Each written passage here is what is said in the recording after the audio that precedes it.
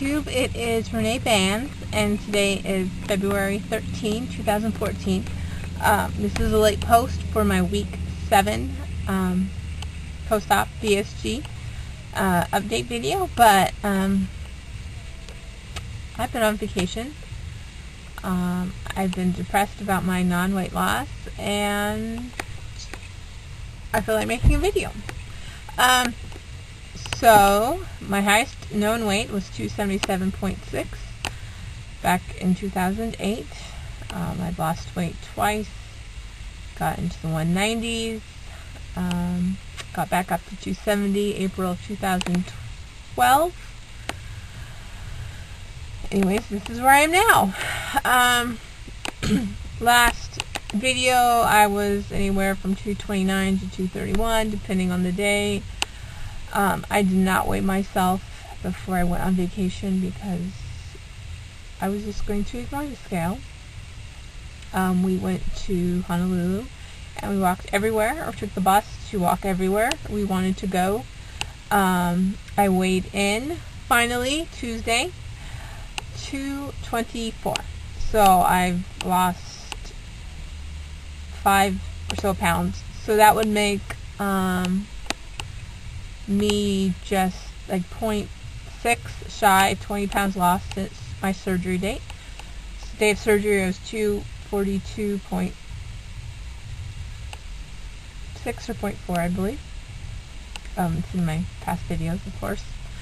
And I'm excited. I'm excited that things came off. I was able to wear my swimsuit again. That's really important if you're in Hawaii. A lot of swimming or snorkeling or having your swimsuit under your, your swim dress. That was me. How self-conscious did I feel about that? 7.5, 8. Going from where we were sitting to the ocean. But the thing I did have to look forward to that kept me positive to an extent was I do have this tool. I do have the VSG. I'm obviously still restricted what I was eating. I knew I was eating a good portion of food, healthy portion of food. I knew the weight was going to come off, and I knew if we ever do return to Hawaii, I might not look like half those girls. Okay, not even half. 10% of the girls,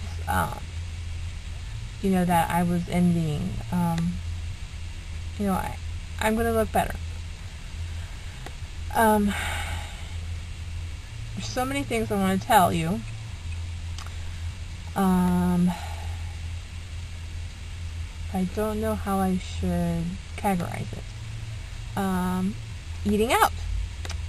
This is the first time, vacation was the first time I had eaten out, actually in a restaurant, since my surgery, which was December 23rd. There have been times in the past before the vacation I had gone something to go, and mostly protein item, and I'd eat that and be done and so on and so forth. But this is when we were actually in a restaurant for the time of the meal. Breakfast. When we ate out for breakfast, we would share an omelet. An omelet over there was generally all 3 eggs, and then they had some kind of meat in them usually that we chose to order, or veggies and cheese. And I'd get a third or less of the omelet. Then my husband would eat the toast or the potatoes and all that stuff.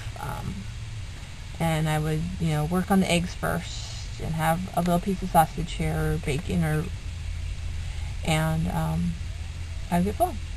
I'm very excited about that. The breakfast I would have in the hotel, besides eggs occasionally, is I would have Greek yogurt, and I would add fresh fruit, and that would be my breakfast. Lunch. If we were doing a lunch or we were already at the beach, I got to, we had turkey wraps. I didn't eat any of the tortilla. I ate some of the lettuce, some of the tomatoes, some of the onion, of course, then I'd eat the turkey and cheese, and that generally would fill me up. I usually could eat all of it, because really it was probably only about 4 slices of really thin turkey and a slice of cheese. So it wasn't too much. Or if we went out to a restaurant, I always remind my husband we needed, to have like a protein item. So generally we would do a hamburger. Ordering it well was not good. Some of the restaurants, the hamburger was so dry, it sucked eating it. So I would recommend ordering it medium well if you feel comfortable with that. Most of the burgers there were anywhere from 8 ounces to 10 ounces, obviously before they were cooked. But no matter the size of the hamburger, I would cut a quarter of that hamburger out from my husband's burger, and I would eat that.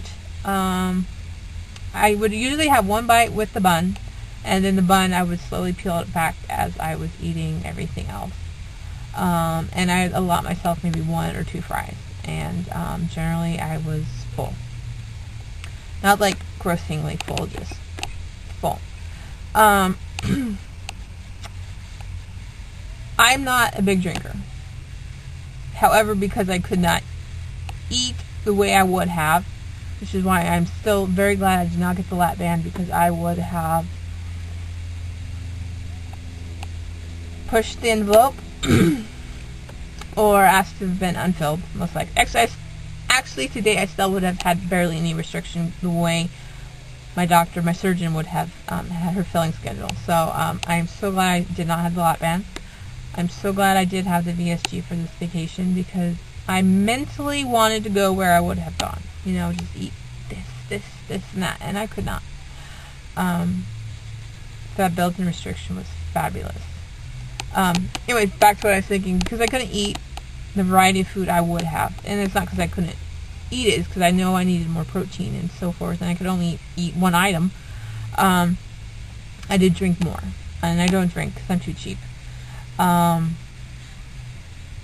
But I found out how I would have to do that. I would have to have the beverage first, and that would last anywhere from, if I was having a whole drink to myself, up to 20 minutes. And then we would order our appetizer or our entree. We would not order the beverages at the same time. I did order iced tea once, and I said, after we've had a drink, then we will order our food. And that's how I got past that, because I would be able to still drink and then eat. And of course, the way I am is I really can drink up to about 5 minutes before I eat, because I want to try to get all the fluid out of my tummy, and then eat. And I really don't drink at least a minimum of 30 minutes afterwards, and that's just because I still am full. And obviously I don't want to add any pressure into my stomach to create any issues. And I was okay with that. I was perfectly okay with that. And then dinner. Dinner was similar to lunch. Might be a burger. One night I ordered soup, which had garbanzo beans in it, and carrots and vegetables. Unfortunately, it did not have a to-go container in the menu. It was supposedly 12 ounces of soup. I ate the solids first out of the soup, and as I was feeling full, I basically left it at that. But so I didn't feel completely weird, because again, I hadn't even completed half of a bowl of soup. I would put like a little broth on my spoon, and when I would see like a waiter walk by, I'd just like sip off it barely. And I guess that was just for me mentally, so I felt that I appeared slightly normal to everyone. Because even as I was ordering, I already said, I don't have a big appetite, so that's why I was ordering the soup. So I did find myself making excuses.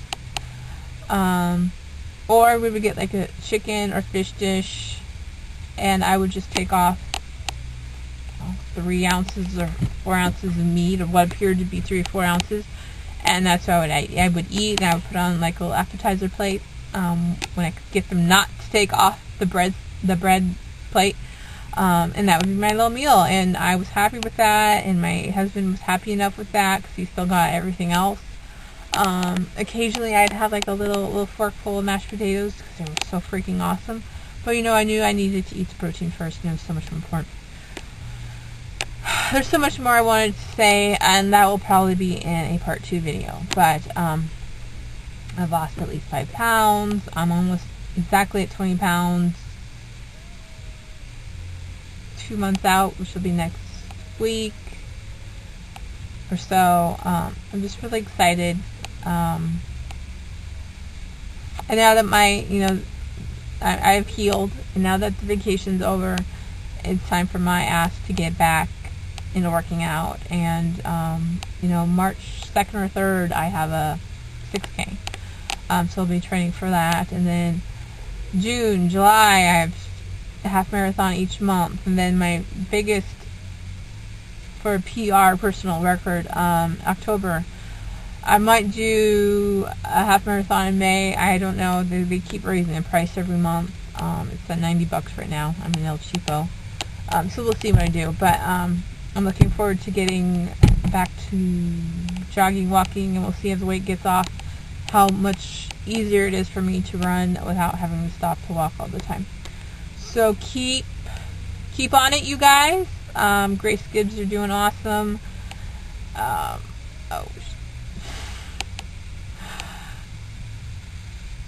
I'm sorry, my brain fart.